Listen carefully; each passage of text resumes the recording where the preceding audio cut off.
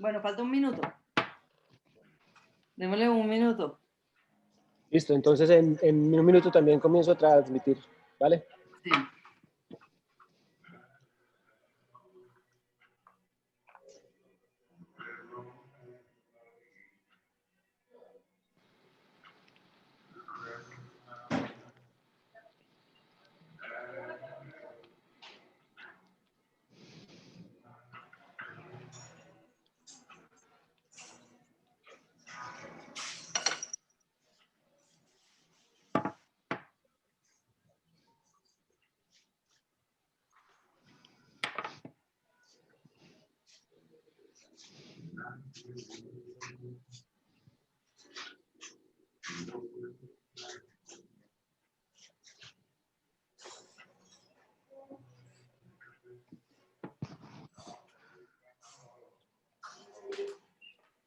Listo, yo creo que ya podemos empezar. Listo. Transmitiendo. Bueno, buenas Well, tardes. good afternoon. We're on our third day of this encounter of Transeúntes Disidentes. I'm Marcela Tovar. I'm the director of CPAT, CPAT director. Today, we have somebody who has been with us in this space, a little bit sick on my throat from speaking so much. So I'm very happy to be here with you today because today it's almost a chat between friends that we have been working with for a long time on these topics of political reform of drug policy, the right to the city, and we have been working from many different scenarios. So I feel very honored to introduce these discussions today. The first person to do the intervention is strategic litigation, Sebastián Lanz. Okay, it's strategic litigation for the right to pee and defecate with dignity. That's the name of his discussion. And he's using this strategic litigation. It's the most important thing that Sebastián is bringing here today. He's worked for the defense of fundamental human rights, especially for the homeless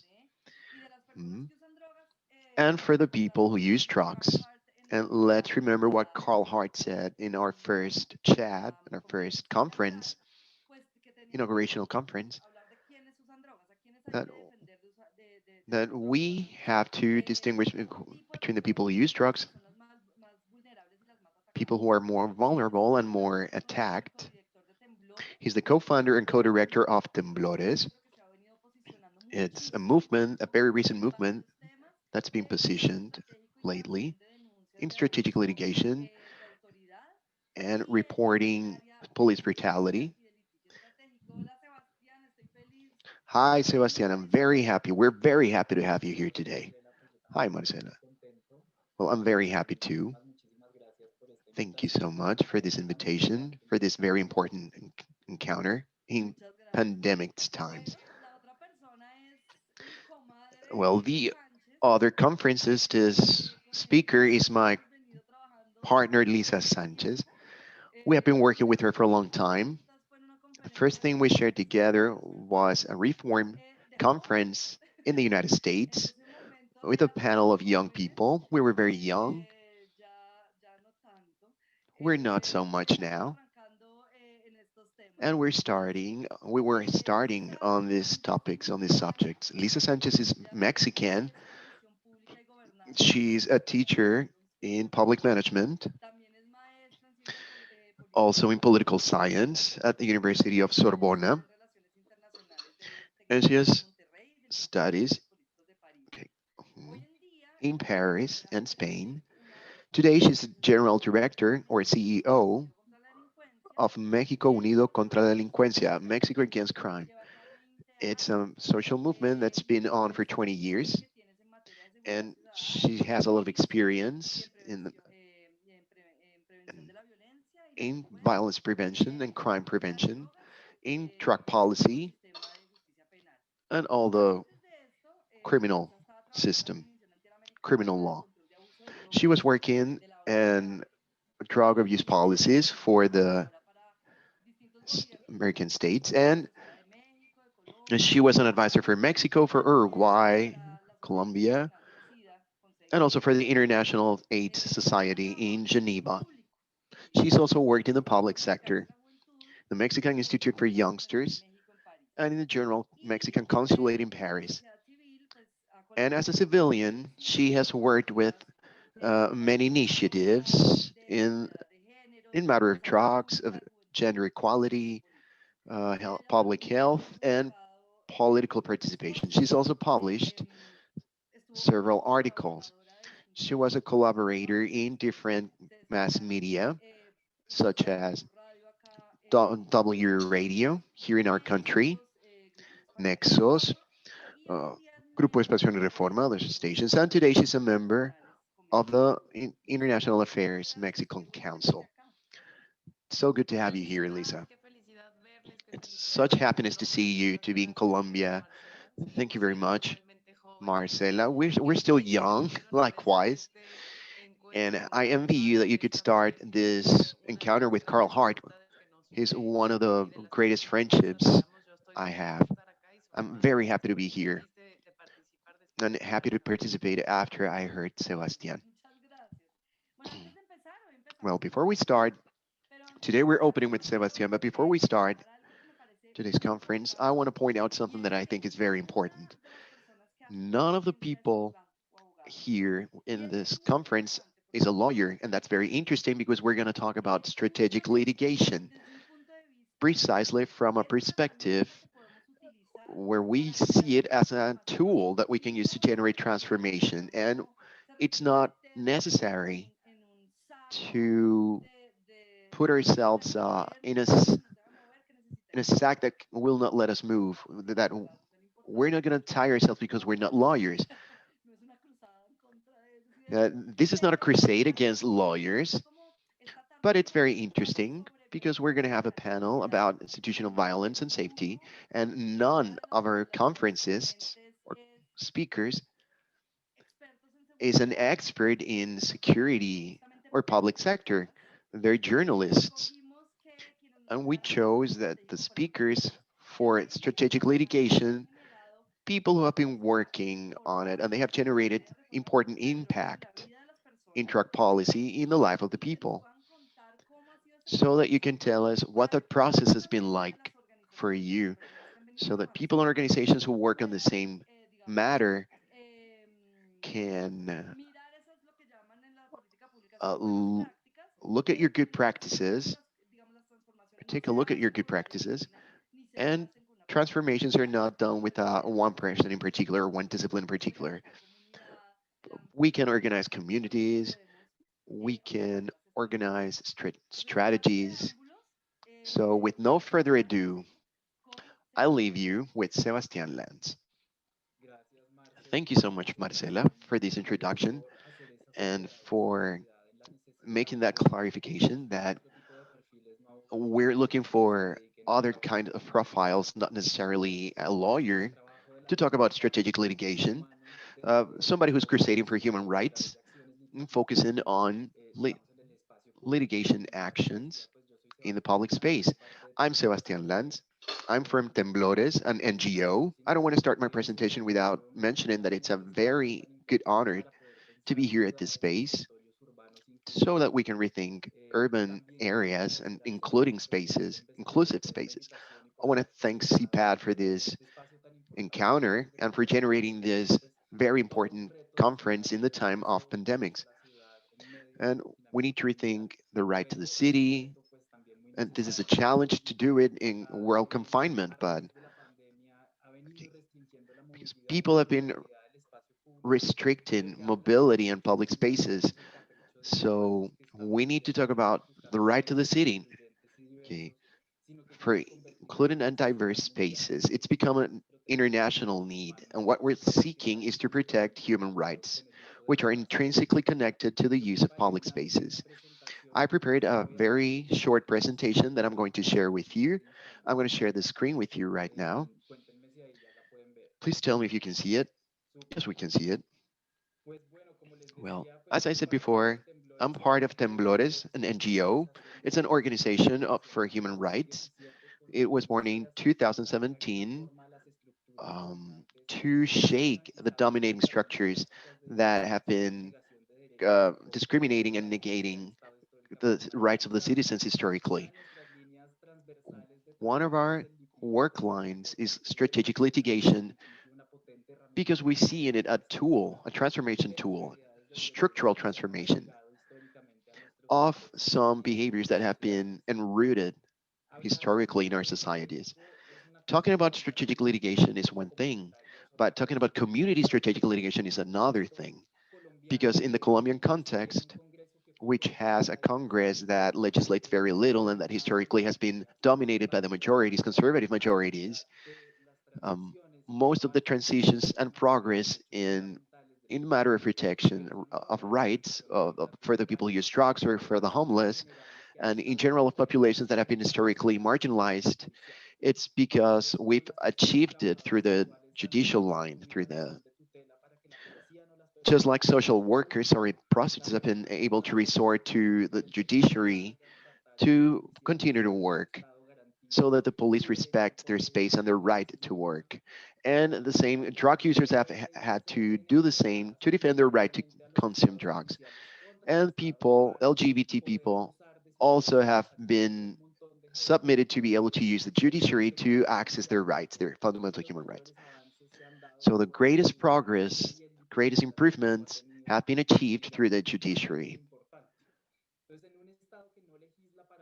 So this is a state that does not legislate to protect citizens' rights. Actually, it constantly puts up walls and barriers. Litigation has not only become a way to claim those rights, but it's also become a way to design and access the design of public policy.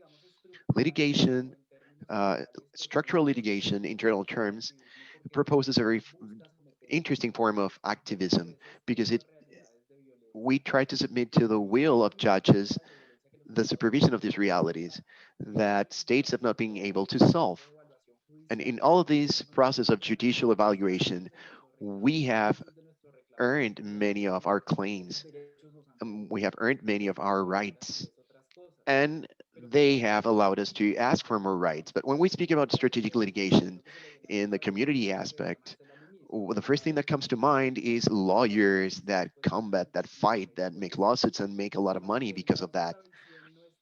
But even though this vision is not very uh, accurate, well, it does deal with strategic litigation in the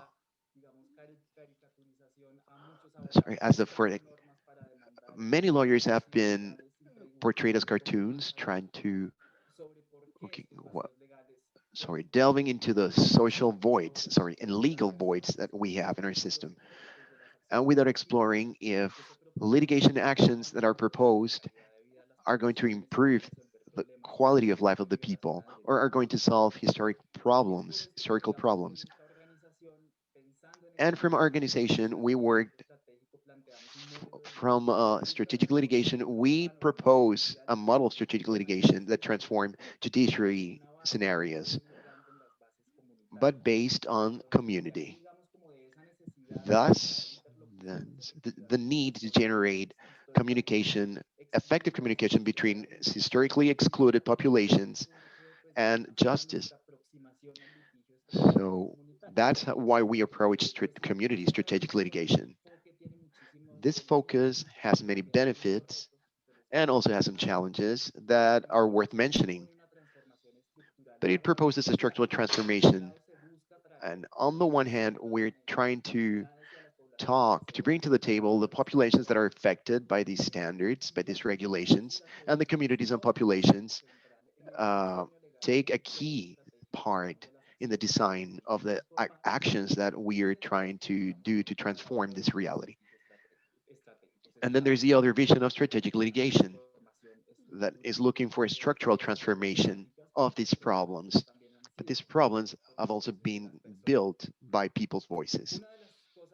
One of the most important things when we talk about strategic litigation is to think that spaces, training spaces must be generated, adding mechanisms of access to justice and state policy, which are mechanisms that have been relegated historically to lawyers. But in our constitution, they are part of the overall rights that we have. Everybody can be submitted to this, and and this somehow gives us back a right that had been taken away from us by lawyers. So, as a method, strategic litigation, community strategic litigation, is very transforming because it seeks to transform judiciary scenarios. It doesn't seek to transform the judiciary, but the violence.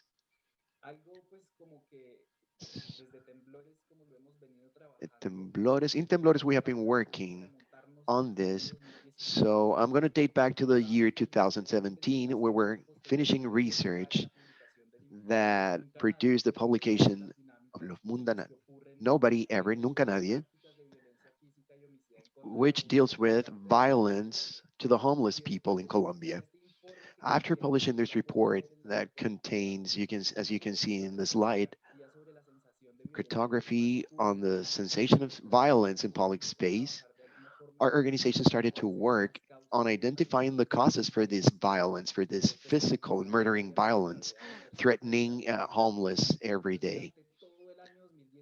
So during the whole 2018, we worked with homeless from Bogota to be able to identify the main circumstances that generated this violence and this situation of denial of rights. The denial of access to sanitary spaces is very common in these narratives and these narrations, these life stories. Speaking about physical violence and police brutality, speaking about all the violences, the types of violence that are present in public spaces and that the homeless are exposed to. Many of them had an anchor in a specific problem that concerns all Colombian cities and is the absence of free public sanitary bathrooms. So we actually decided to make a community litigation to claim sanitary spaces. In the practice, it was called uh, litigation for the right to pee and defecate with dignity. And the voices of those who were affected, um, because of the voices who were affected by this problem, that's why we decided on that name because it represented the people who were affected by this problem. I'm going to tell you a little bit about this. So we started, first and foremost, a very long process of research, a little shorter than 2 years, and we tried to find how these violences, police brutality, etc., threatening the people who are homeless and have no sanitary access, and how this results in the denial for their right to the city. So David says he's a homeless person, and this is his testimony. We have to report everything. So if they stop mistreating us, we just want to do our physiological needs like you. It showed the reality of hundreds of people who were homeless that were denied their right to a bathroom. Now they it's because there were no access for them. So basically, they had to defecate and urinate without dignity and in an unhealthy way in public space. And they had to face basic rights violations every day. From this research, this report came out, algo huele mal, something smells wrong. And it shows how the absence of public bathrooms is, is in fact, a lot of us need to go to the bathroom many times a day. And then this in fact becomes a police brutality tool and a tool to deny the rights of the people who are homeless. So we worked to be able to describe this problem, and we found three aspects that describe a big structural problem. The first part of this problem is the lack of offer of public bathrooms in Colombian cities. It's the second aspect is the very few public bathrooms deny the access of the homeless. Homeless are denied the access in them. And the third aspect,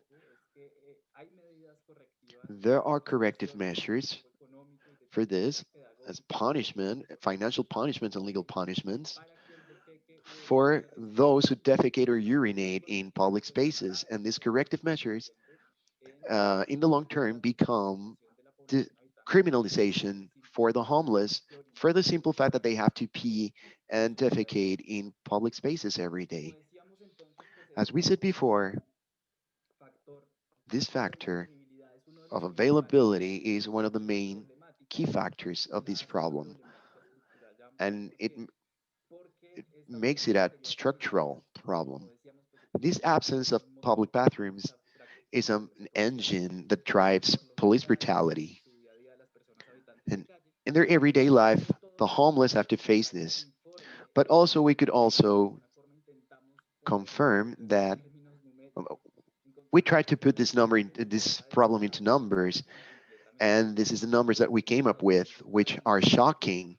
In a city like Bogota, with more than 7 million inhabitants, there are only 7.42 public bathrooms per every 100,000 inhabitants.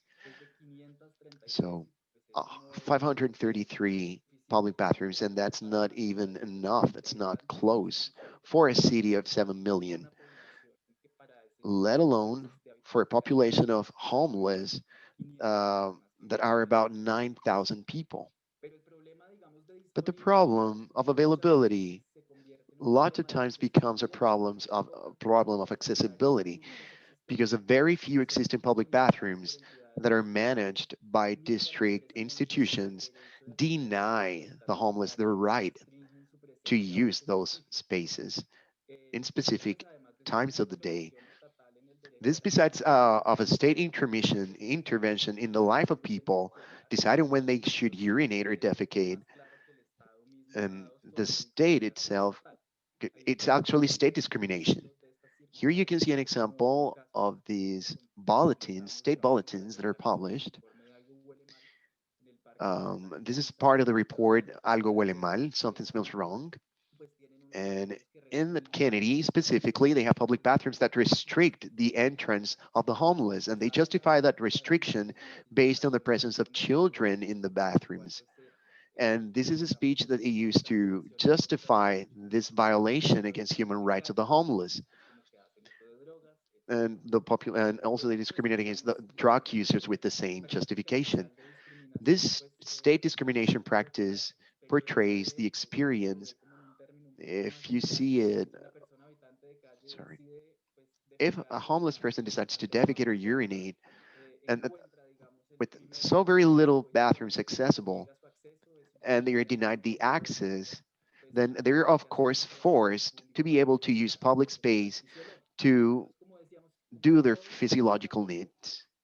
And as if it weren't enough, a Colombian law and our legal code, the one that regulates behavior in public spaces, there's an article that establishes or determines that people who are caught solving their physiological needs in public space are subject to a corrective measure. In practical terms, this corrective measures is an economic sanction. Um, and for example, $400 for peeing or defecating in public spaces, and also a participation in a coexistence program, which is a pedagogical punishment. So our research, after taking a look at all of this reality, we started to read how these conducts were in real life and how was the police interaction with the homeless who were caught peeing or defecating in public spaces. Not even legal sanctions were applied or legal punishments were applied. In the police behavior, we found that in a vast majority of cases, when they were homeless were caught urinating and defecating in class, they were imposed paralegal punishments. And that's how we classify them, as you can see in this chart. And for example, they go from uh, getting them naked in public, beating them, and sometimes we could identify a connection between this police brutality and falsely incriminating the homeless with the micro traffic of drugs and illegal holding of weapons. This structural problem led us to conclude that it was necessary to impose public action against the police code so as to be able to solve this structural problem with litigation. 'Cause from litigation, we cannot solve the whole problem, but a percentage of it, or a part of it, that deals with how the law is established. Here we have to pick this formula, but because something we found is that the inaccessibility and lack of availability of public bathrooms and the exaggerated corrective measures create a very tormenting life in the streets for the homeless. And they have to urinate and defecate. I mean, just the fact of urinating and defecating in public space is enough for being arrested. So basically, this is a systematic denial of the right to city for the homeless several times a day, every day. So before we thought that this was a valid way to solve this part of the problem, it's also worth saying that a long time passed before we passed from judicial activism, which is sometimes tied to the academic context, to actually the action, legal action by the community. The team is also confirmed by lawyers, people who are not lawyers.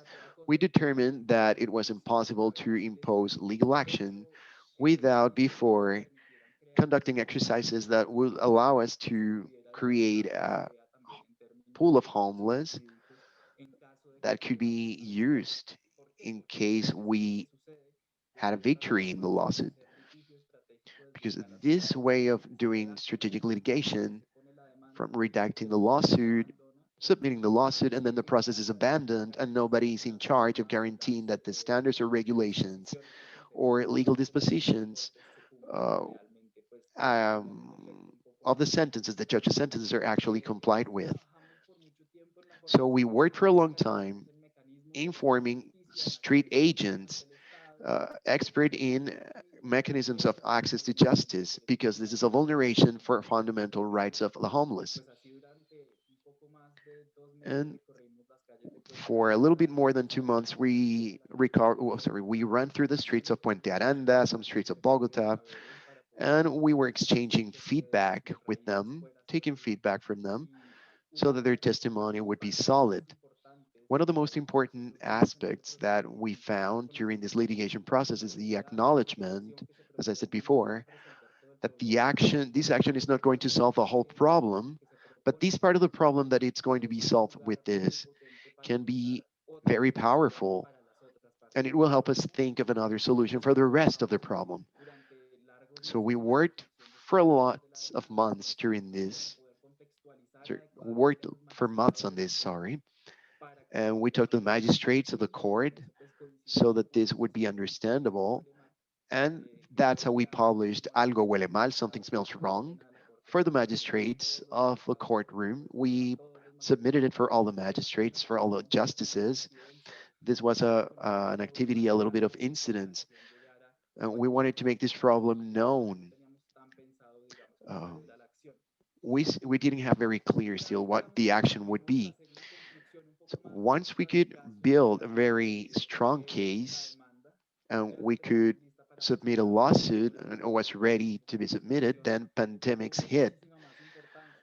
So this legal action became even more important because the access to public spaces wasn't not only related to the bathrooms, but it also represented the access to general hygiene access, and it is connected to the right to life.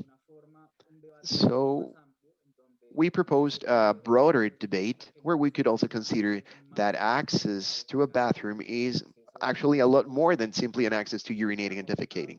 It's access to drinkable water, to be able to wash your hands, to hygiene yourself. And there's a strong connection between washing your belongings and the reduction of police brutality and police discrimination. So basically, legal action took an urgent relevance. So we started to run.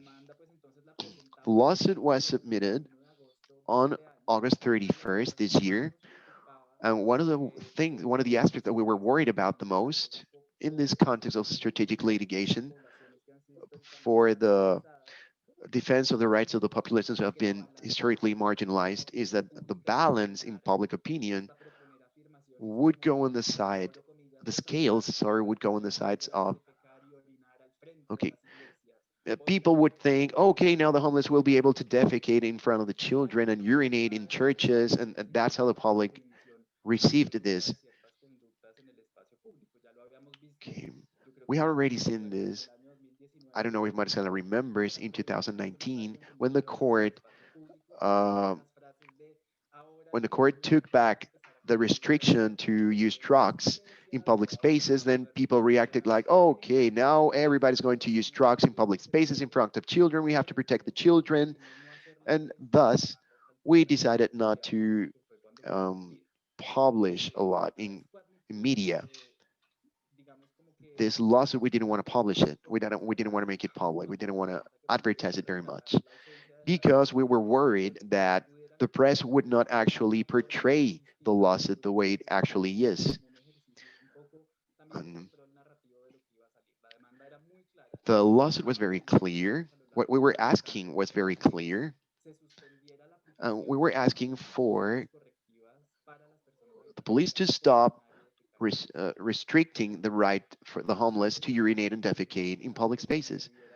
And we thought that this message was key for the press to promote because there had been great progresses and advancements and improvements in this area, but the press did not treat it the best way, and public opinion did not understand it very well.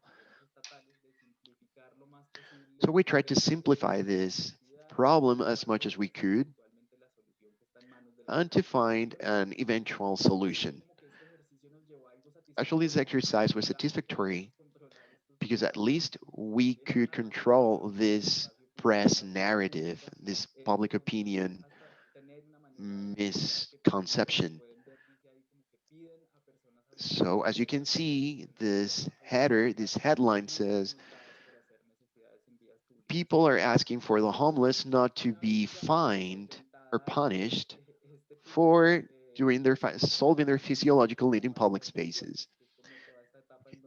This is the initial stage of interventions.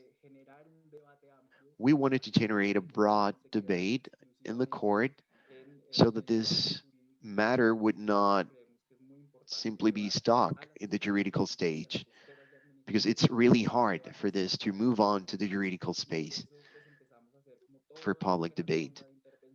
So actually, we started doing long intervention rounds. People from universities intervened, and time was not in our favor because this litigation lasted more or less 2 years. And we also had, well, we had time in our favor, but in this specific stage, the two institutions from the public ministry, which are the prosecutor's office and the civilian defense office, um, were not very receptive. They did not guarantee an favorable intervention on this matter. So we had to work a lot. But we also had to do the same exercise of explaining to them what our purpose was with this strategic litigation. These problems are not understood by the state. Sometimes they use the economic aspect as an excuse n- okay, for their negligence. So the Constitutional Court has until March 25th, 2021 to provide a sentence for this legal lawsuit. And, and as much as we cannot have for sure that we have a victory, well, we can say that this is a strategic litigation that will lead us anywhere somehow, because this contextualizes a problem before the state so that we can take it to a juridical debate.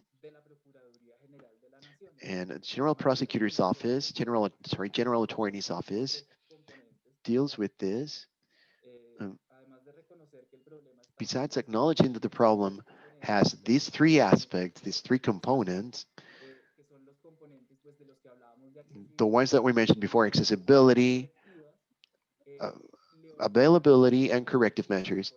So the General Attorney's Office orders authorities to design and update their public policies so that homeless can access public bathrooms in, in conditions of equality with other citizens. Also, the main purpose of the lawsuit was to contextualize this problem in structural terms. So basically, we go beyond, and the General Attorney's Office said that we cannot prosecute the homeless for urinating and defecating in public spaces as long as we haven't solved the problem of accessibility and availability. So the accessibility and availability must be solved as soon as possible. One of the aspects that had already happened within the context, within the national context, um, to which legal action were taken, we particularly have worked in two cases, the Decree 1844 of 2018, by which the president ordered the policemen to to take every drug that they would find in the homeless. And this decree should be a law. So basically, they ordered nullity for this decree. And, and there was a claim to consider the fundamental rights of this population. So when absolute prohibitions are done in public spaces, people, homeless people are being attempted against. The same happened in 2019 with the sentence C-253 of 2019, where the court took back this restriction, made it invalid. We made this debate and we made it be considered. So strategic litigation as an action somehow proposes to be able to generate these debates socially and juridically. Okay. I have I wanted to point out also to close my intervention that strategic litigation is a tool. It's simply one of the tools for transformation. It's not the only one. And we must recognize, we must acknowledge that as much as it has big potential to transform the situation in the global environment, sometimes it lacks solutions, and we must look for those solutions, seek those solutions to these other components of the structural problem. This leads me to conclude to these two conclusions. First, we cannot think of a movement for the right to the city that is not connected to a structural reform of the police and to a reform in drug policy. So in 2021, our organization will try to build two mechanisms to solve these two problems. And as you can see on the slide, these are the initiatives to try to show, to prove this to the state that it's necessary to do this reform to protect the rights of those who have been historically marginalized. And the second conclusion is that we must work not only using strategic litigation, we must work for the acknowledgement for the respect of this right to the city as a fundamental right in our constitution. And we can start doing this by showing correlation it has to the right to life, to the right of intimacy, to the right of equality, and to the free development of their personality. In the case of the homeless, this could be a good example, and we could propose here in Temblores that to look for an acknowledgement of the right to city as a fundamental right in our constitution and in our countries in Latin America. And this is, I say goodbye with this. Thank you very much for this time, for listening to me. Muchísimas gracias. Pues muy interesante. A mí siempre particularmente me ha llamado mucho la atención la capacidad que Thank you very much. Very interesting. de I've hacer always been trabajo captivated by the capacity of Temblores to conduct high impact work and very technical work, but built from community, from the question itself, la razón de ser del litigio arising from the estratégico question itself. The surge reason of strategic litigation arises not from those who analyze the situation, but precisely from that ordenamiento jurídico del que está hablando Sebastián, juridical ordinance that we're trying to que change, se pondera porque no se okay, transforma todo, which sino se pondera Sebastian un mentioned pedazo before. y la idea es ponderar un That pedazo we que can genere solve a algo. part of this problem, but the idea is to solve the Creo que whole los problem. litigios que I think that strategic litigation lleva a that cabo Temblores Temblores o have carried las out, personas que han hecho parte de or the Temblores, que trabajan en people otras who have organizaciones, participated in Temblores from other organizations, han podido tener have mucha achieved suerte, digamos, como impact, strong impact. yo usaría I como la would use imagen the de ese term, the punto, image of that dot, esa that point. piedra que le pega al vidrio en ese lugar It y hace has que exista been ese like the cambio. stone that Creo que hits han sido that construidos space and makes it con explode.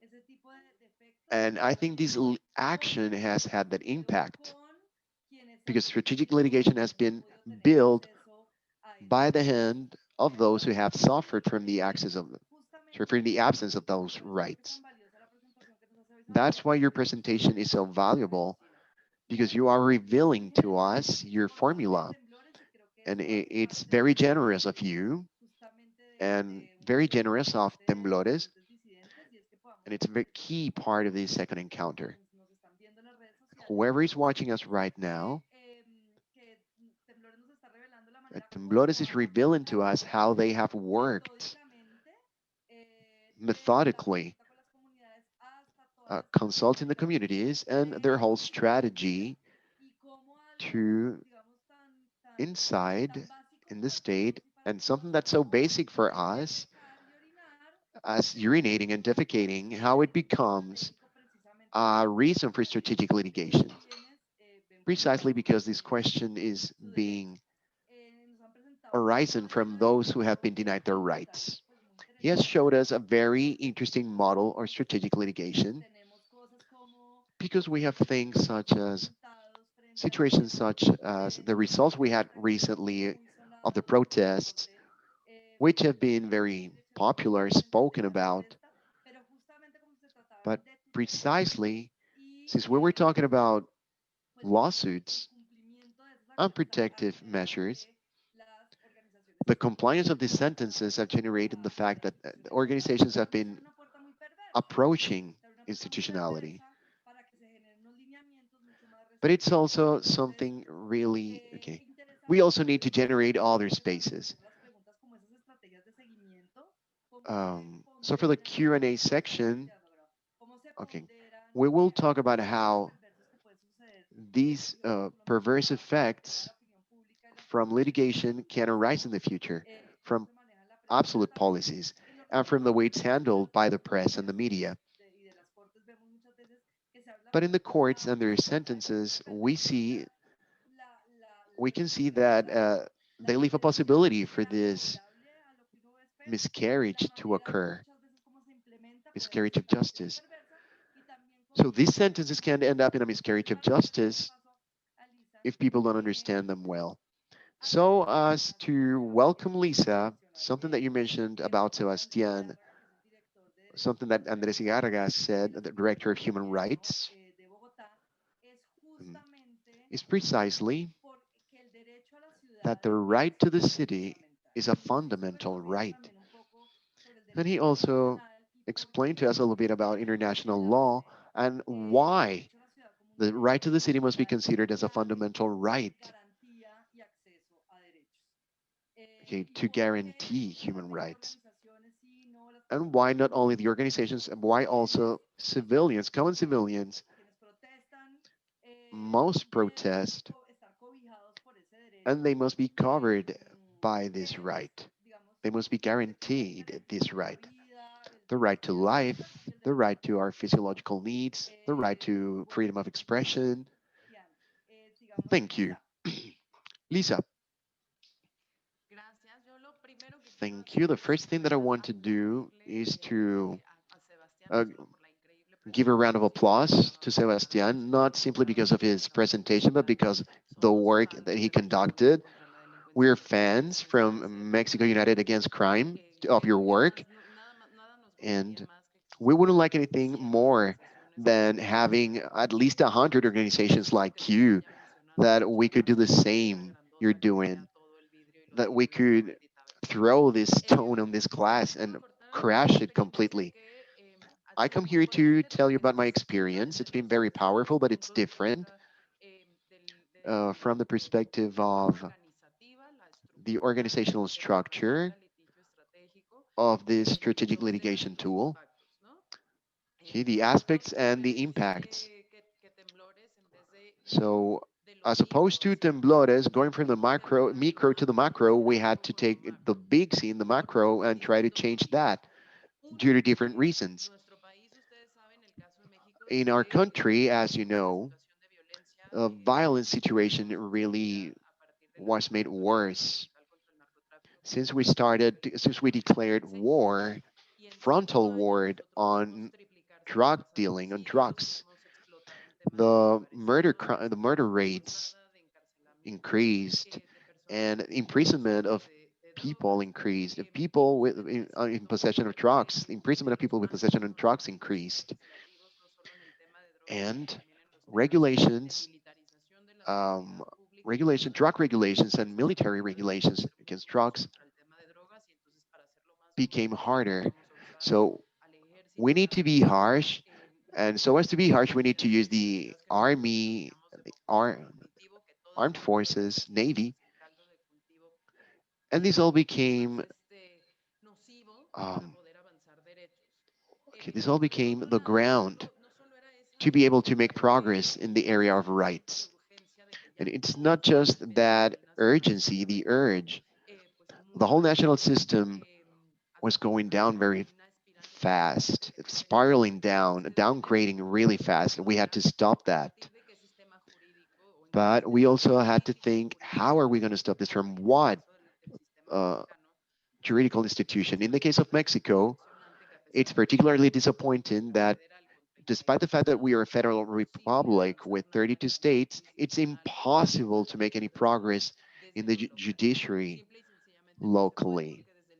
We simply can't because the constitutional design, drugs are a matter for the federation and can only be worked with from the central government and not from the federal local governments. So in the city of Mexico, we have acknowledged the right to the city since our constitution of 2018. And this began to be worked on since 2015. It finally consolidated in 2018 within the framework of human rights that is broader, the Latin American context.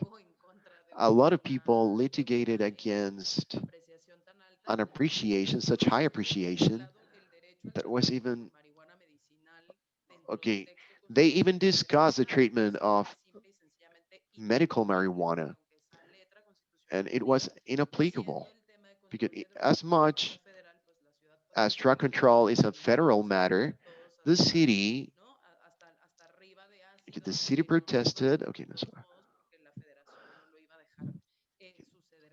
The federation was never going to let us use that right.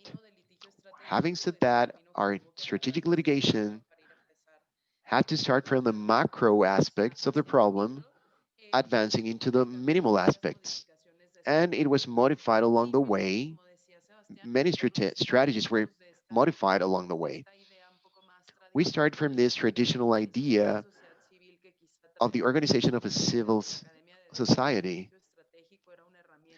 So strategic litigation was a tool that was going to allow us to accumulate jurisdictional precedents that would allow us to change public policy. That's the path that we were on. Then we realized very quickly, I'll tell you later how and why, that it was very important and even more important to get into the social debate so that every legal action that we could take with the strategic litigation would be hand in hand with a public favorable reaction in the public that would allow those debates to happen, and so that to remove public pressure on the judges so that they could carry their sentences, because judges were under constant attack, because it's perceived as corrupt, as an entity, as a corporate entity that incurs in unfair practices of the political Mexican system. So everything that would be in the courts of Mexico, everybody would perceive it wrongly. We were very careful that it would not be misinterpreted as their right to, we were not claiming for the right to use drugs, or for the children to get drugged. So, so we must accompany those legal actions with a social debate. We also took another path, a less traditional path, a little bit more disruptive path. Strategic litigation is basically the last resource we have in a political system that is completely designed for simulation. We had so many years, as Marcela said, since we were young, until the year 2012, that we had tried everything. We had made forums, audiences, conferences, hearings, communication workshops, tours, interventions in schools. We did everything to generate a critical mass in the public that would support this claim to reform drug policy. And every time we did that, there was always an ally in some local congress or in the federal office that said, yes, of course, let's make progress in this area. So the one that is now the clerk of the Office of Security in Mexico, he was a deputy before, and he had already submitted two initiatives to legalize amapola, heroin flower. So with these traditional actions, there was always somebody who said, yes, let's do it. But then they didn't do anything and then they ignored it. So basically, it was all stuck and nothing happened. So we were sick of this situation, of having laws that nobody ever took seriously, of debates that were simply simulations, that pacts that would not come to any fruition.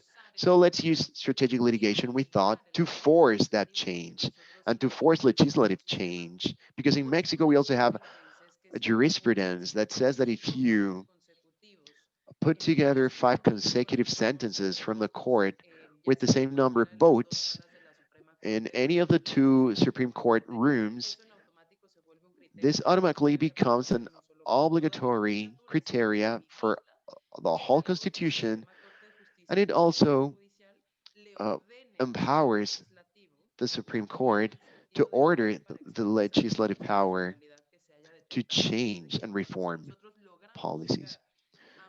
So if we're capable to reach this end, then we will force a legislative change that will have general effects.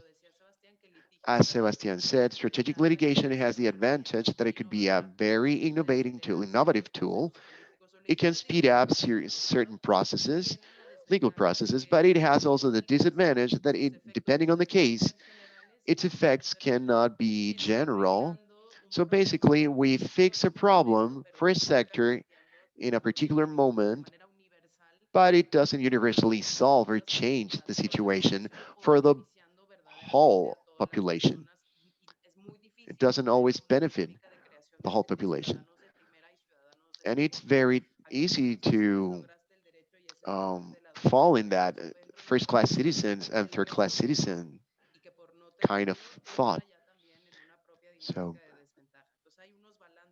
we didn't want to, we didn't want to be in favor of this disadvantage.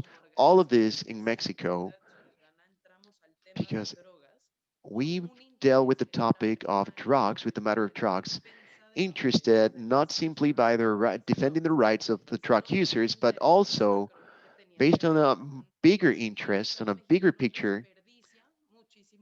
The Mexican state wastes many police resources, ministerial resources, judicial resources, and legal resources prosecuting minor conducts related to drug and imprisoning people who deal drugs. And they could use all of these resources to take care of other phenomena of violence that affect the whole society, especially considering that in economic crisis, those resources are very limited. So it actually seemed very stupid that we were wasting all of those resources in those prosecutions. That's how México Unido contra la Delincuencia, Mexico Against Crime, was born. I was not a part of it yet. Nobody would have expected that we would do this. Then we had this idea, we came up with this idea that we must create a drug agenda and we have to generate a possibility to use strategic litigation aimed at the direction of creating a critical mass and also the judiciary way. So we created the Mexican Society of Responsible and Tolerating Self-Use or Drug Use. It was popularly known as SMART. We registered it as an initiative from Mexico Against Crime. We started the first trial, which would be an equivalent to the protective measures in Colombia, so as to ask our sanity authorities the permission to be able to use marijuana, being able to grow it, process it in your own home without any intention of profit or commerce. I believe that marijuana use, it's so personal and so private that it's been included in personal rights. And as much as I'm not harming the third parties, I should be able to do it. But you have to guarantee a legal provision, legal distribution. Because if you as a state tell me that consuming is not a crime, but everything else in the process is a crime, then basically you're implying that I have to get marijuana from heaven because it's illegal to buy it, distribute it, and everything else is a crime except using it. If everything else is a crime, then I cannot solve my need to use marijuana.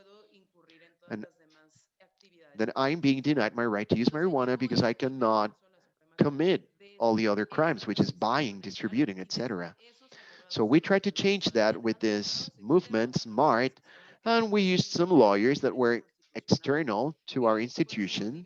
They were constitutional experts and they helped us a lot, but they are not part of our team, internal team. And this was a learning process that was very important to us. And it would help us use strategic litigation for many other purposes when we incorporated it to our strategies. A lot of impressive things were achieved than what we initially sought. This was at the beginning was like a laboratory experiment. This first strategy. Okay, so as not to extend myself too much on this, then after this first trial, this was passed in 2012. We won in 2015, and that very same day we won, the following day there was somebody from the federal government by the Enrique Peña Nieto administration, from his administration, that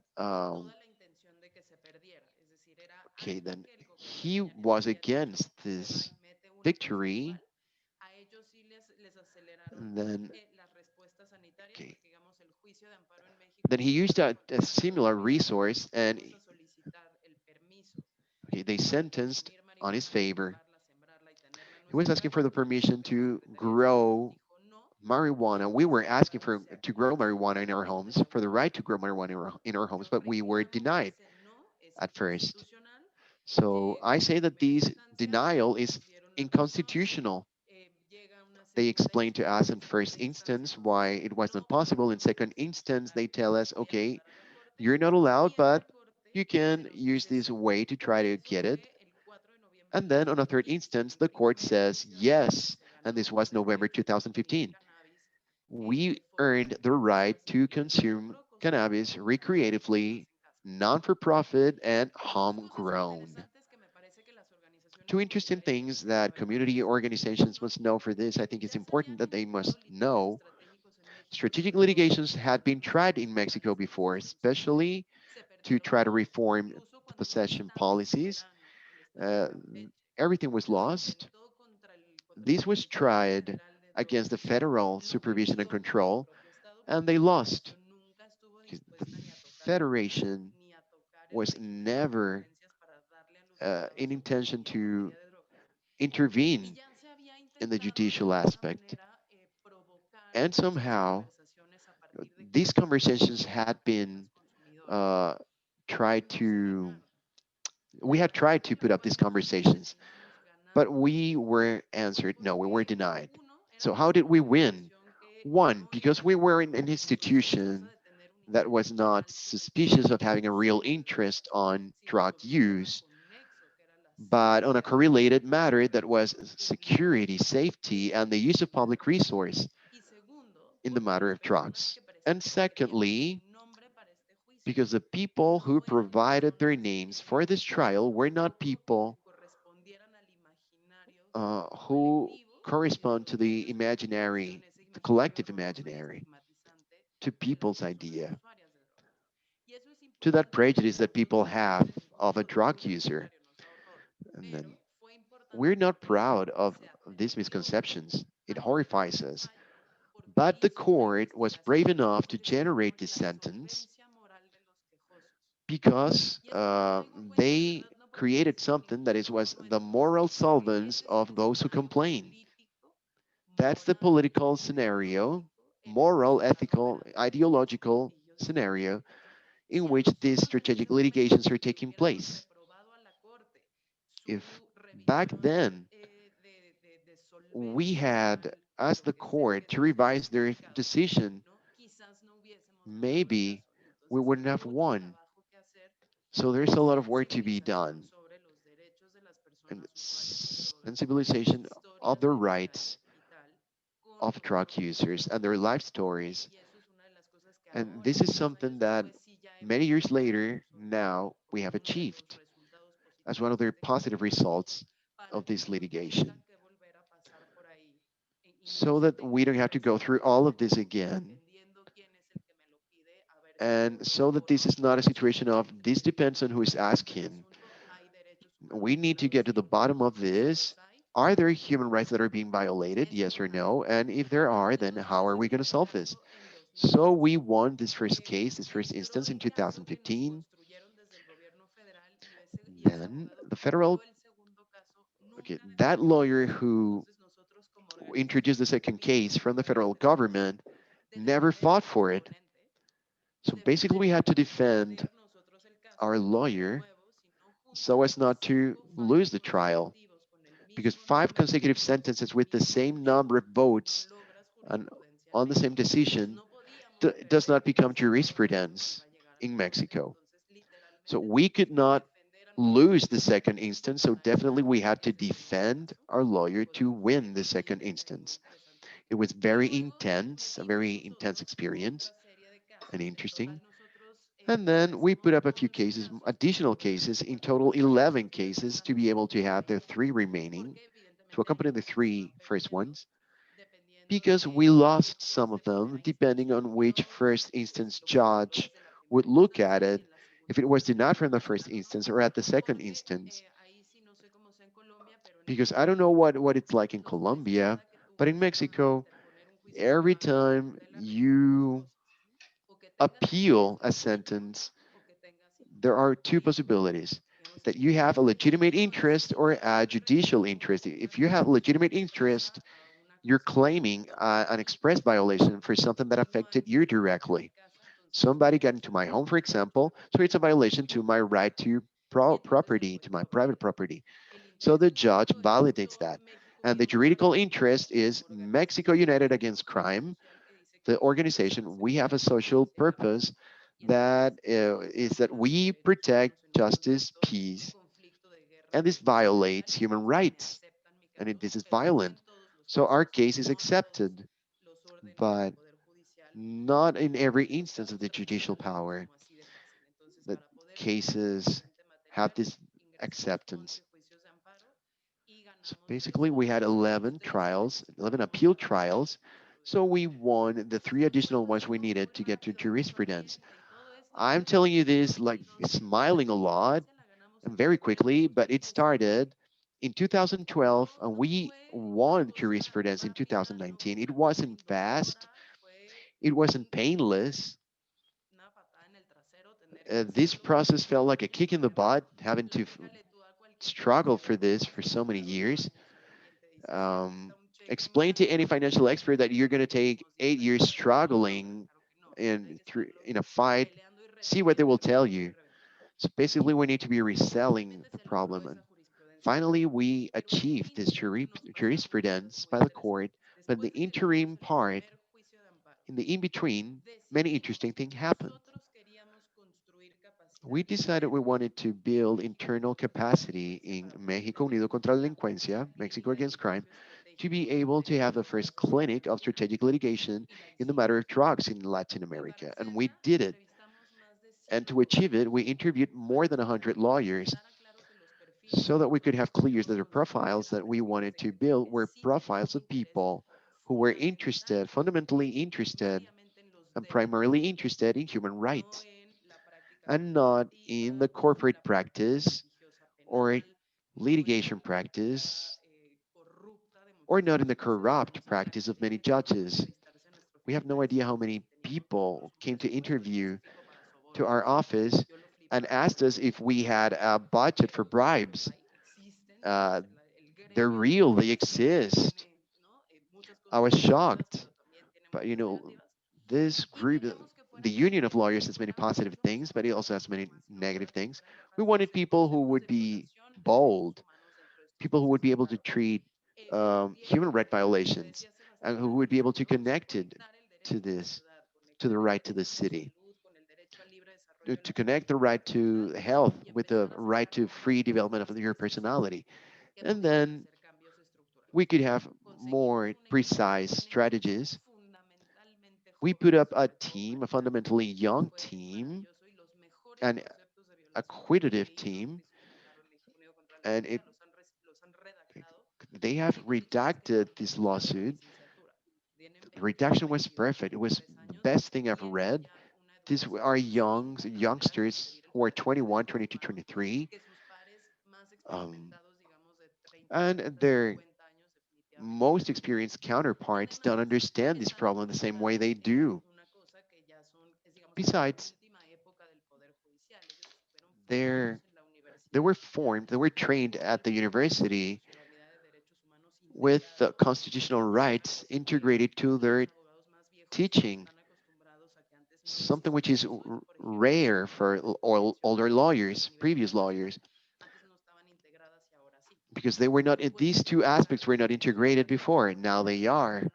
So, so now you can connect treaties and inter-American court to this problem, which is something that didn't happen before. We generated this first litigation clinic, and based on that, we set out a broader strategy beyond marijuana use. What is it that we want to do with drug policy? What do we want to achieve? So basically, we put up a matrix where we started to enter rights in the columns and political drug policies in the files, and we started to see how many rights those actions violated. So how we could conceptualize these strategic cases. Watch out, this is another one of the differences with many litigation exercises, that we do not defend cases individually. I never say, let's take Juanita's defense so that Juanita's defense becomes something paradigmatic. We build collective cases, Mexico against crime, so that it can be reflected in different areas and it has a broader impact, more general and quicker impact than simply the restitution of damage to one person in particular. We set up that strategy. We have free development of personality, right to health, and a due legal process for people who have been prosecuted for possession. There is freedom of expression. There's the right to no discrimination. So basically, we made that matrix and we selected 7 fundamental rights. We started reviewing all our policies, drugs. Okay. So we basically started attacking one by one all those policies. What was the result? The result was that today we have had more than 120 appeal trials. 90 of them have been indirect, 7 of them have been basically asking the Supreme Court to conduct legal direct action so that we don't have to go through the First Circuit and then the Second Circuit and then getting to the court. So to have a trial and automatically notify the court so that they can provide a sentence. And also to repeat things that we had already claimed before, but that were not complied with, which sentences were not complied with, like my Marcela mentioned before. Okay. We have done alliances with local governments and federal governments to stop constitutional reforms and participating reforms. Okay. Very well, so as to prevent anti-constitutional states. We have raised claims before the discrimination, institutions, local and federal. For example, when they're campaigning, they mention the right of drug use, and they propose misconceptions on drug users like obligatory treatments, uh, torture for people who are drug users. On this path, I think it's worth pointing out or and talking about the impact, the desired and undesired impacts of our work. Okay, we were introducing case after case after case, and in the second year, we already had 50 trials already done, carried out. And one of the things that happened is that when we started to continue to win the marijuana trials in court, our first direct result was not the approval of a law, of a recreational use law, and homegrown cannabis, as we had initially asked in 2012. Public opinion was asking first for the acceptance of medicinal marijuana. So basically, one of our first results was the approval of medicinal marijuana in Mexico in 2017. There were all the difficulties and obstacles that you can think of at the beginning, but because of our actions, a law had happened that corrected this, and it had generated corruption acts. The previous policy had generated corruption acts. So basically, the medicinal marijuana law in Mexico, or Marijuana Act in Mexico, acknowledged the health and the rights of those who require marijuana for their medical treatments, but it also restricted the use of pharmaceutical products who were imported. I see that Marce is laughing because, yes, well, this is the magic realism that we live in. We're one of the main producers of marijuana in the world, but we had to get it from Israel or other places because we could not consume our own production. And this was forbidden from even for families of low resources, low financial resources. So basically, we had to beat policies and reforms and fares and taxes. So this law came out wrong. Second, it had to be regulated so that it could be sanctioned in the constitutions. But Peña Nieto is so conservative that he said these regulations will not be read during my presidency. So he restricted, he stopped this for over a year. But then what happened after? Mexico is so wonderful that just a month before Peña Nieto's government was over, the national delegate for the prevention of health hazards, health risks, decided he would substitute the federal measure, which is derived from legislation, um, for his Commission of Regulatory Risks. And based on that regulation, he was going to provide 20 licenses for growing, transformation, and distribution to companies, okay, to try to solve the absence of regulations in the growth of cannabis, harvesting of cannabis. Then we realized that this was completely discretional, that it was done discretionally, corruptedly, and they had granted the license to provide makeup with, okay, psychoactive marijuana so that they could make alcoholic drinks with a certain content of THC. Now, I believe that alcohol may have therapeutical problems, especially when you're a person who lives under stress, but it cannot substitute the regulations of medicinal marijuana. They cannot substitute that by creating Red Bull with marijuana. So we had to litigate that. So another one of our cases was to uh, beat the regulations that would not solve this problem and that were addressed toward private interests and not the compliance of the Marijuana Act. So the new government, but we won, but the new government didn't acknowledge the new licenses, so we had to start over again. You have no idea how many friends we have earned in the private sector through this process. The reason why I'm telling you all this story is because we had to take care of many things that we had provoked indirectly and that were derived from our actions indirectly. So we corrected the path of medicinal marijuana. We achieved jurisprudence of recreational marijuana. And now we have to set ourselves to the debate, the social debate, the public debate, so as to determine where the public opinion lies on this matter. But the important aspect that we achieved is that we probably reduced 30 to 40 points, from 30 to 40 points, the active oppositions against marijuana regulations. I'm not sure, we still haven't been able to achieve the legislation that the Supreme Court ordered, but we did achieve or accomplish to transform the perception of the public opinion and to minimize a third fraction of the time that the United States took to get to this point.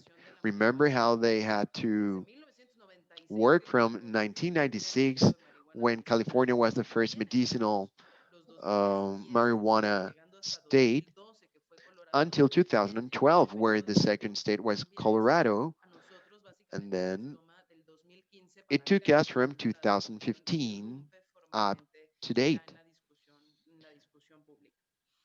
to get to the public discussion. So we accomplished this, and at the same time, now we're moving on to the vision that Sebastián signaled. One thing is the macro aspects, but what is happening with the people from marginalized populations and from those people in flesh and bones that we want to defend. And so our strategies were, we were thinking about the people, the drug users. They needed, uh, they needed varieties, different varieties of cannabis so that they could recognize which could be grown for medicinal purposes.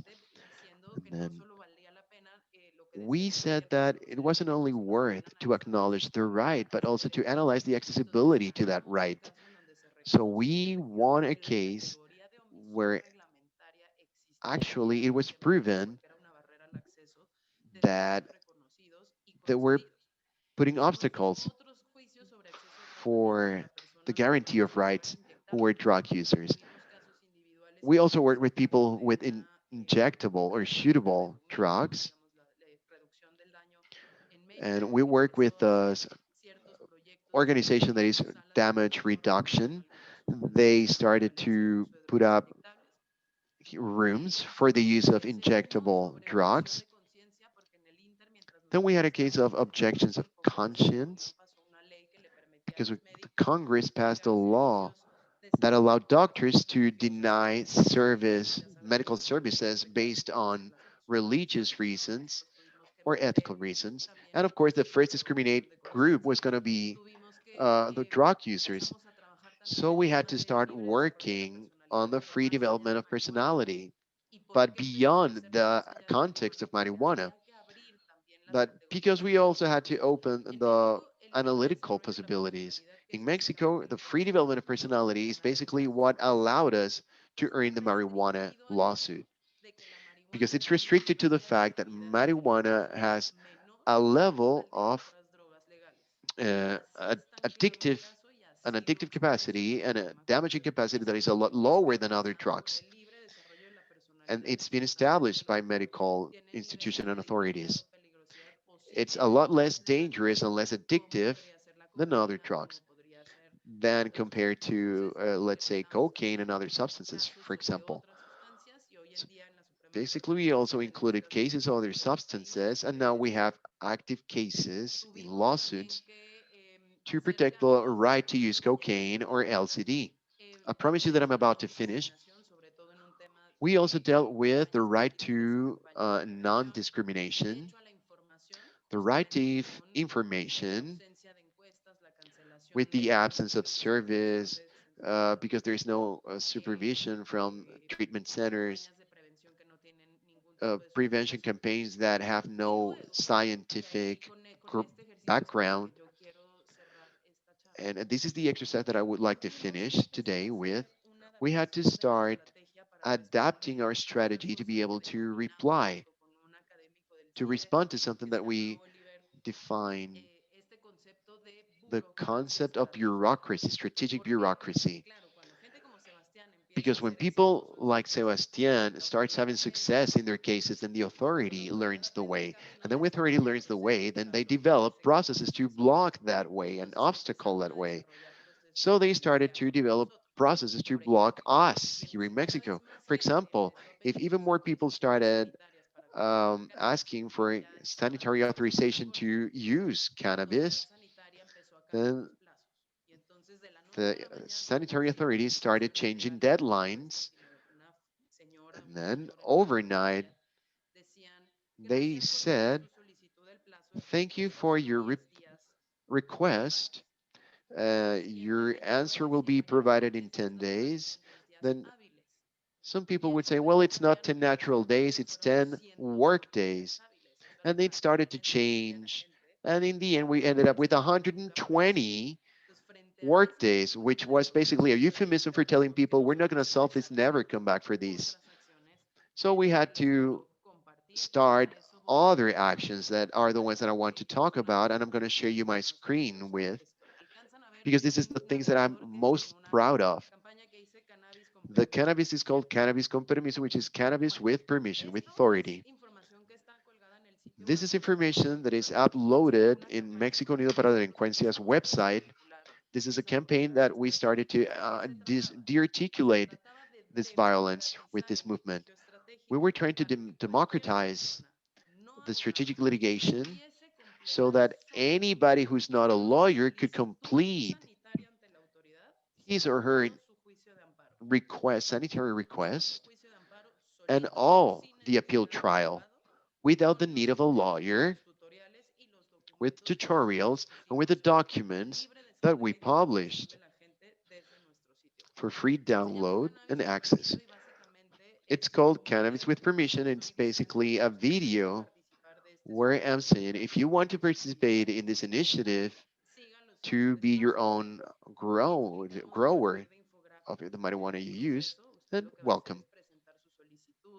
What you're going to do is submit your request, then you're going to have to wait for 40 workdays, which is the legal deadlines. As of those 40 days, you're going to submit your appeal and you're going to broaden your lawsuit, and then you're going to have to wait for the judge's sentence or response. We activated emails for people, and we told them if you have doubts, we will write you. Please write us so we can answer you. We had a lawyer receiving emails and answering people's consults, but then we had it online. What do I have to do? What is the document that I must submit? We basically explained everything. We even gave them addresses where they could go and do this tramit. And here I explain, okay, I did it already filled it out. Okay. Then I would explain to the people the process. Okay. Then you go to the coffee priest delegation, the closest coffee priest delegation. You submit it there. Please do not forget. Remember that you cannot be denied the submittal of your documents. And then we explain step by step the legal fundamentals and how this process is done within the federal code so that people would be empowered and informed and they would know what to say in case they were denied the submittal of their appeal. Okay, this is another tutorial that we did. We're going to explain to you how to submit your appeal. Besides, okay, I'm going to use both possible formats according to the trial. And if you're not, if you don't get an answer, then you have to appeal based on, okay, the non-respond of your request for a non-responded request.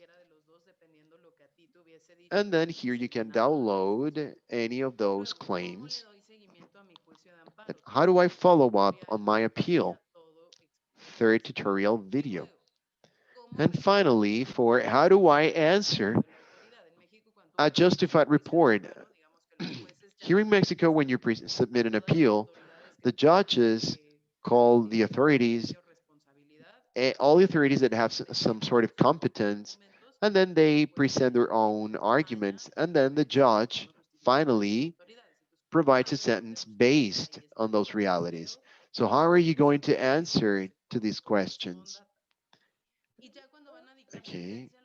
And now when judges are going to pass sentence, there is another video with a different content that we're later going to tell people where you can get it. And the email addresses where you can write if you have questions or doubts. You can scan your documents so that we can look at them, etc., etc.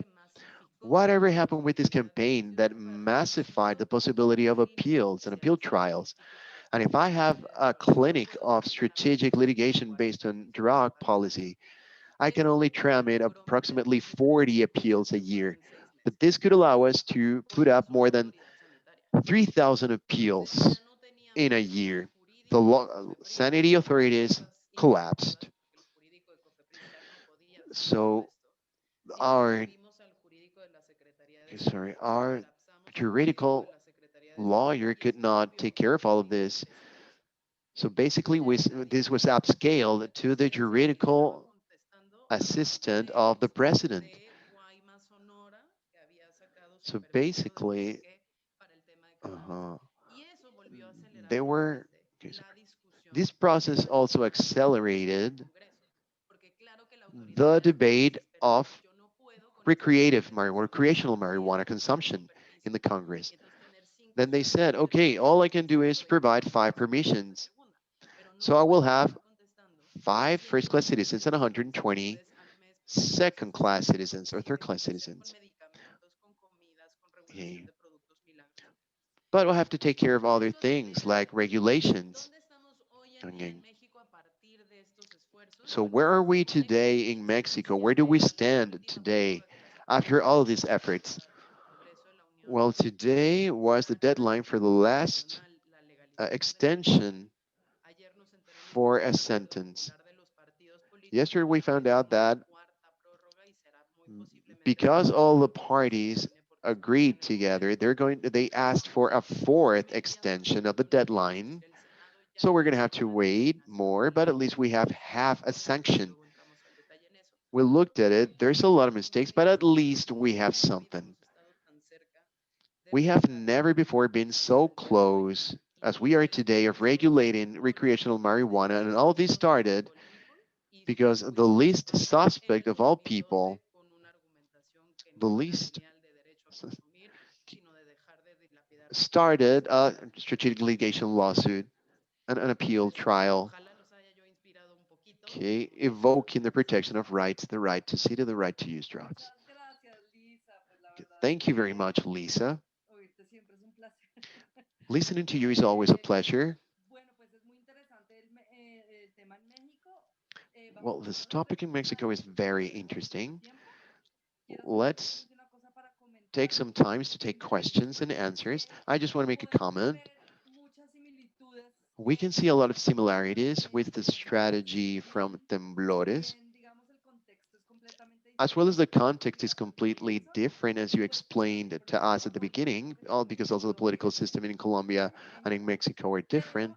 Pero incluso But así veo muchas even then, I see a similitudes lot of en la similarities estrategia misma, ¿sí? in the En la strategy per estrategia se, misma de precisamente de crear estrategias que precisely puedan creating a juntar strategy muchas that cosas y como tú lo can señalas, encompass llevarnos many casos different things individuales. and not just Para individual generar cases. esto de la burocracia estratégica, And me this parece strategic un bureaucracy, concepto pointing out increíble. strategic bureaucracy was incredible. Pareciera I tu think this manera de ser. concept is incredible. And as gossip, Eh, I tell Eso lo vemos you, acá también, pero dentro de la we are burocracia. contemplating that as well En la here, alcaldía estoy but trabajando from con democracy. unos casos de I mean, abuso with the city policial hall, I'm frente a los conducting policías some comunitarios follow-up y tenemos of toda una police estrategia brutality para que cases. cuando ya la policía se da We have cuenta a de eso, strategy, so when the para empezar police a realizes obligarlos a que no how our hagan strategy eso, works, then they immediately obstacle it and paralyze con un it. montón, digamos, de lo que acá llamamos And oficial y llenar de papeles para basically, poder they do this with lots of rechazar procedures el asunto. that we Entonces, have como que eso to también fill es out una lots of forma forms de and burocracia estratégica okay, y it's a además, strategic no bureaucracy. solamente me gusta porque suena chévere, I sino don't like it porque just because of es the algo sound of que it, but no also pensamos, ¿no? O sea, because it's something that we don't por think of. muchas de estas reuniones y encontrarnos What's nice es about que these hay meetings and cosas encounters is that there are que están things en that we sentido, know are going no le on, damos sentido but y we do hasta que not nos give them juntamos y sense and vemos they don't have a cómo name suceden until we y get entonces cuando todos together vienen and we see that y it's ya the same is tenemos todo happening to other organizado people, it's y happening to you esto se too, trata and that y you already have a funciona. name for it and a ¿Sí? Entonces strategy eso nos to deal permite with it. como lograr So pasar this allows este us tipo de injusticias que hasta ahora to no les hemos podido dar sentido en los confront procesos. this kind of Bueno, injustice. entonces hay varias preguntas, There are several hay un montón questions. de preguntas, There are pero fue many un éxito questions. total. You Entonces, were a la huge primera pregunta es una success. pregunta The first de Mark question is by Krupansky, Mark ¿sí? Y es, Krupansky. ¿hasta qué punto la ley es How insuficiente far is para law abordar las insufficient and problemáticas de inadequate to las que estamos deal with hablando? ¿Y qué the hace matters que that el we're derecho talking a about ciudad, here? en otras And palabras, what does the right pueda to city encompass or garantizar la entail? transformación In other social words, que todos can this imaginamos? entail the Es transformation, social decir, transformation that we ¿la all ley imagine? Is the solo right to puede city estar something that capturada can be por la ley captured estatal by o más state bien algo law? que existe fuera y más allá Or de is la it ley y por something eso that necesitamos las exists normas?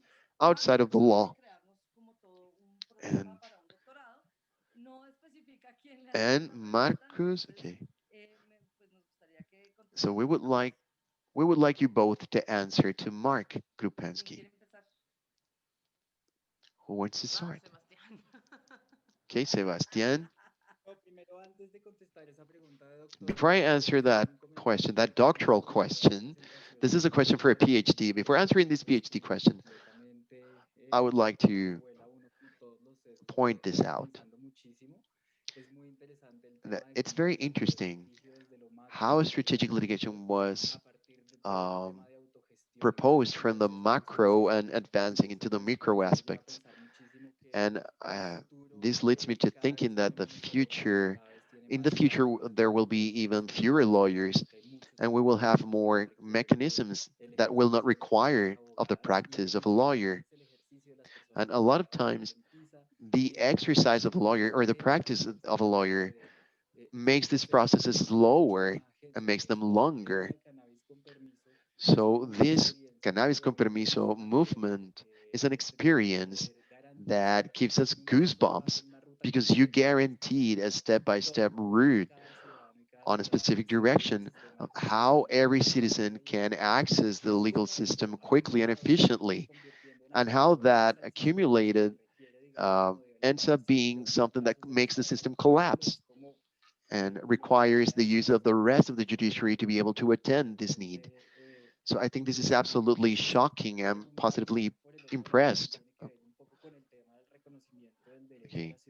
And I believe that this is also related to the right to the city. And so as to answer that question, when we think that we need to fill legal voids through litigation, then somehow I tried to start my presentation like that because of the notion of having to fill these legal voids with the creation of new standards. Finally, those legal voids end up full, but we have no idea who fills them, who creates those standards that fill those voids. In the cases, for example, of violence and pressure and risk situations are generated because these people are simply interested in a victory, a judicial victory, but not in the implementation of the sanction itself and the regulations, the resulting regulations themselves. But when we talk about the incorporation of the right to city into our juridical ordinance and our constitution and law, we're not talking about something that is new. Our constitution contemplates the right to free of movement, free of circulation, free development of your personality. And those are rights that are correlated to the exercise of the right to the city. The fact that this right to the city is not acknowledged in our constitution makes us wonder, okay, what implications does this have? And the fact that there is no right to city in our constitution, the first implication it has is that some people are guaranteed the right and some other people are denied this right systematically. And then we have the example that we can illustrate best is the homeless. So when absolute sanctions are imposed over certain behaviors in public space, then we are telling the citizens that some of them have access to public spaces, but others don't. Okay. Then when we tell a homeless, okay, when we tell people who have homes that they cannot use public spaces for them, we are telling them that they can consume in their homes. But when we tell this to the homeless, basically what we're saying is you cannot use drugs. This is where the right to the city takes special importance to protect the right of populations that have been historically marginalized and have no access to public spaces. And the greater discrimination occurs in public spaces with the homeless because they live in the public space. So yes, there is the need to incorporate this right into the Constitution as a strategy to be able to solve historical debt that the Colombian state has with these populations. And because these measures have uh, unproportioned effects, exaggerated effects on the people, violent effects on the people who have been marginalized historically. I don't know if I answered correctly, if this is what he meant. Oh, well. And in the inauguration of this encounter, we were with Carl Hart.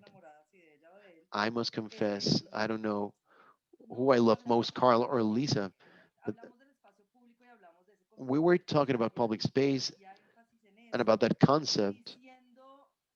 And in other words, we were also saying what really happens is that in, in terms of urban design, what really happens is the public space is the space, private space for the government, for the state. And that's very interesting. And Carl Hart told us the same. Public space is those, restricted only for those who are unpleasant for the public. So basically, we have been speaking, we're analyzing this problem from different perspectives, from the perspective of drug use, from addictions, from strategic litigation, and from the urban aspect of it. Lisa, I don't know if you want to comment something on this question. A quick reflection that has to do with the experience that we've had. I believe that there is opportunity to be able to expand the notions of the meaning of the right to the city based on strategic litigation, filling those categories with feedback, which is what we did with the free development of our personality, but we lost it with the free disposition of health. when we when we conducted these cases at Smart, we had two elements. First, free development of personality. And then state has every right to prosecute public health, to take care of public health, but it cannot intervene in my right to use drugs for my body in my home. The state can recommend me not to do it, but they cannot impose on me not to do it. And on the other hand, we would also argue that uh, if things that are so dangerous to life and health, such as extreme sports, then why is the use of cannabis prohibited? And then the capacity that I have to dispose of my own health, then I need to be able to use that right. If I want to hurt myself during this or not, then I have to be able to see it, to do it. Well, the court did not look kindly on it. If we say this, then God knows what Pandora's box we will be opening. So they were afraid that with these arguments, people would understand that they were legalizing suicide, for example. But anyway, this deals with the free development of personality, and it had only been dealt with in the context of same sex marriages, but it had not been dealt with from the perspective of being able to use drugs and the state not intervening in the private life, private decisions, and in the body of the people. And then this recognizes that drugs are part of the expression, the free expression of a person. And I think that the right to health is undergoing the same situation. That's why I was criticizing our constitution. Then, when there is a right, when do we have a right to health if the structure uh, puts barriers on the right to the city? So my response is yes, the right to the city exists inside and outside of the juridical category because it is not enough by itself to give meaning to this concept. But based on those litigations, what will the judges interpret? I believe that we can expand those categories based on the concepts of violation. With strategic litigation, the opposite phenomenon also happens. Conservative groups are also putting up movements and also using strategic litigation. So some negative interpretations might arise not from our side, but from the conservative side. Thank you, Lisa. Now I'm inviting you all. I have a final question people are asking here. And I invite you to look at the comments that people are making because there are many similarities and interesting things pues en el marco de la discusión, pero pues within que no voy a leer the para que framework pues of me this sean debate. 15 minutos. But I cannot read them all because we only have Una 15 minutes pregunta que left. hace And I would Estefanía like Pinzón to address a para question Lisa. En by México, el Stefania nuevo Pinzon for gobierno ha Lisa. implementado un In plan de Mexico, the new transformación government para poder has emprender litigios meant a estratégicos meaningful y acciones por la change defensa de los derechos when it comes to strategic laborales de los litigation consumidores. and Antes de que conteste protecting Lisa, hay un the right comentario que of me gustaría drug que users. leyeras Before you de answer, Sebastián there's a sobre comment that I would like to read to you, eh, Sebastian, que sobre las by similitudes que hay con Alfonso. Tijuana, And it's no the las similitudes, similarities sino with más bien los Tijuana. retos He's para not implementar actually la asking a defensa question. civil. Dice que los This is retos sobre las simply bases talking comunitarias about de the información challenge más for eficaces social, en la reducción de for the daños civil y evitar societies. el consumo de sustancias es incluir el Yeah. litigio estratégico como intervención más e So we incentiva must los nuevos include actores. strategic litigation as another Entonces, para tool. Lisa, que acaba de ser del nuevo gobierno, So we have the question for si me Lisa podrían comentar el comentario sobre with new las government, the new similitudes con government, Tijuana y lo and que I would like sucedió. Sebastian to comment on the similarities with Yo quisiera Tijuana. decirles una cosa, es I que would like to tell you all probablemente one un poquito thing. más yo tenga Maybe que we can explicarles desde extend cerrar a little cuando bit. hay aquí un compañero del CEPAD I que would es have Gabriel to, Delgado, in that case, I would have to leave, and my partner, Gabriel Delgado, would have to do the el closure comentario que tenga because que I hacer. have been Pero, summoned. pues para que continuemos, por favor. So please, let's continue. Bien, I've been gracias. summoned for Sí, no ha other significado un cambio el nuevo purposes. gobierno I y need to leave, so desafortunadamente no ha sido un please cambio let's hurry up. positivo. Nosotros teníamos Well, muchas yes, esperanzas en que el unfortunately, it's gobierno not contratado been, debía it ser hasn't been a una positive especie de change. campaña, digamos, We were very hopeful at the inicie beginning este mago de la comunicación para because he was a transformar el magician in sistema todo. communication Entonces, dependiendo de lo when que he was queríamos campaigning. escuchar, pues había de So dónde, ¿no? based on what Yo we wanted to hear, he knew what to answer. Then I wanted to hear that there was going to be a reform in drug policy, that public health was going to be demilitarized, that we were going to move on to markets, to regulated markets. And he even included all of those in his development plan. But the reality is that he's done the opposite. The president is an older man who's, by the way, convinced of some causality relations that are destructive for some people. He believes that the use of drugs makes people violent and that this is the reason for the hitmen that operate in Mexico. That he campaigned against fentanyl and against methamphetamines. So basically, the president actually believes that the reason for people to kill is because they use drugs, because they use methamphetamines. There's not a discussion on marginalization, on lack of possibilities, on why the youngsters move on to being hitmen instead of something else. So no, according to him, they use drugs and then they become killers, hitmen. So so basically, we had a reduced space for political incidents to talk about these drug policies. Actually, we have had stronger reactions on drug policy. So we have to be aware the whole time so that old legislations are not brought back again as to, for example, to start treating addictions as a mental disease, because this results in forceful treatment. And this is mixed into a role which might be presented as something helpful, but it's simply oriented towards reducing rights of drug users.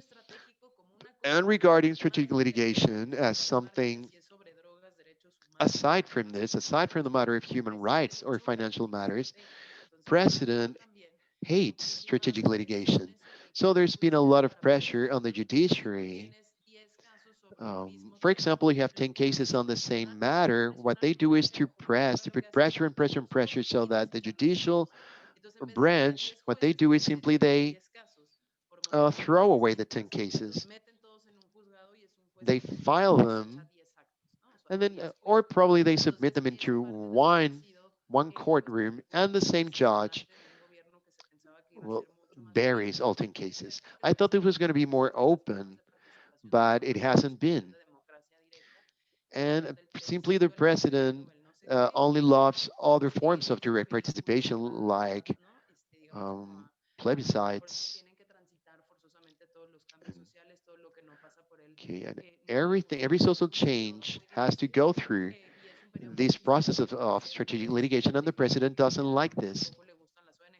So the president doesn't like NGOs either. He perceives them as intermediaries. So basically, we are blocked from all flanks from all sides. But as we say here in Mexico, there's no worse struggle than that which is not carried out. That which is not carried out. There's no worse battle than that which is not fought. Commenting on what Alfonso said, clearly the homeless of the problem of homeless is worldwide, and there is no access to what we have been promised for a long time in constitutions, the right to a household. And this problem is accompanied with another problem, which is police brutality. The homeless, in their interactions with police, they are more uh, susceptible to police brutality. And any interaction between the policemen and the homeless can very easily end up in a police brutality scenario. Then our litigation meant finally taking the power off from the police to attack or discriminate the homeless. We don't want them to generate violence. So we can think of international measures to deal with this international problem. We need to think of mechanisms that will prevent the police from vulnerating these homeless people. And in the end, when we remove this possibility from the police, when we prevent them from being able to find or arrest a homeless simply because they're defecating or urinating, then we will be reducing the police brutality scenarios. And the similarities between Bogota and Tijuana are basically because this is a problem that affects many countries and worldwide. Many countries do not have enough offer of public bathrooms, restrooms. This is not simply the problem of few a local problem for a few countries. This is worldwide. And strategic litigation is a good mechanism to fight these problems. And this must be transformed from the same creation of the problems. And in case of a victory or in case of an unfavorable sentence by a judge, then we have a community that is willing to fight. So, and to conclude, I didn't want to leave without mentioning the fact that both Lisa and I have disclosed our formula for litigation, but that only means that we're going to build more possibilities of strategic litigation. Please be aware that this is not the only method that we have at hand. And that these methodologies must be made public and these must be shared with organizations, but they also force us to design new strategies.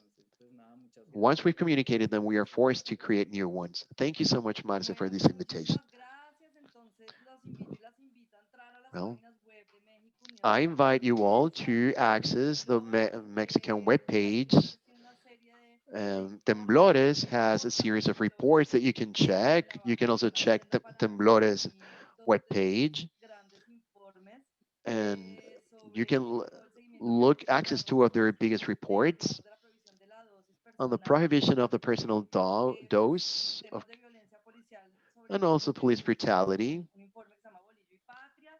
Es a muy importante que se puedan report inscribir, that's que called puedan Stake salir and a estas Country. discusiones sobre It's todo el tema important de that la we are able policía, to have que this debate, especially siempre es regarding una police temática brutality, bastante difícil which tener is lo something que that's been llaman very los difficult to gringos deal with. accountability, un And índice it's que been really hard to have transparente accountability with sobre police lo que está brutality in our pasando country. de una manera And muy clara supervision para que processes conozca las estrategias de México Unido, have que been es la very plataforma que lenient. lleva pues todo este So if tiempo we know the trabajando strategies from Mexico against crime, México Unido contra la y delincuencia, we muestra can have todas estas some estrategias examples of basadas how en they've esta done this. métrica and how they have fought strategic bureaucracy.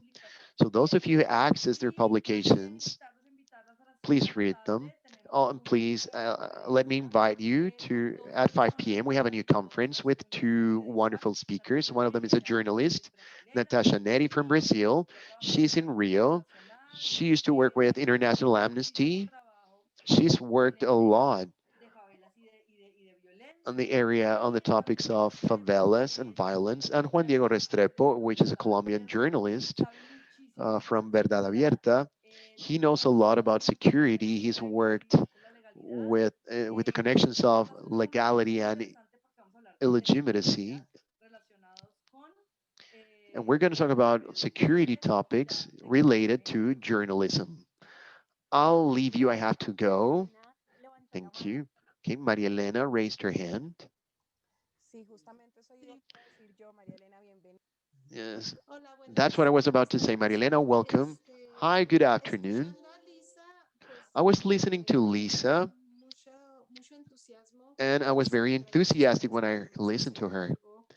Um, is it possible to achieve something through your organization with the towards the violence that are facing the people who use drugs in the border? Uh, they started working on the methadone problem, but this was stuck somewhere in on the way. It got stuck. But I loved the simplicity with which you present such complex problems. Somebody who's working in public health, I mean, for somebody who's working in public health to understand legal rights like that, it is complicated. And I wrote on the chat the email, my personal email, sorry, my personal email of the organization.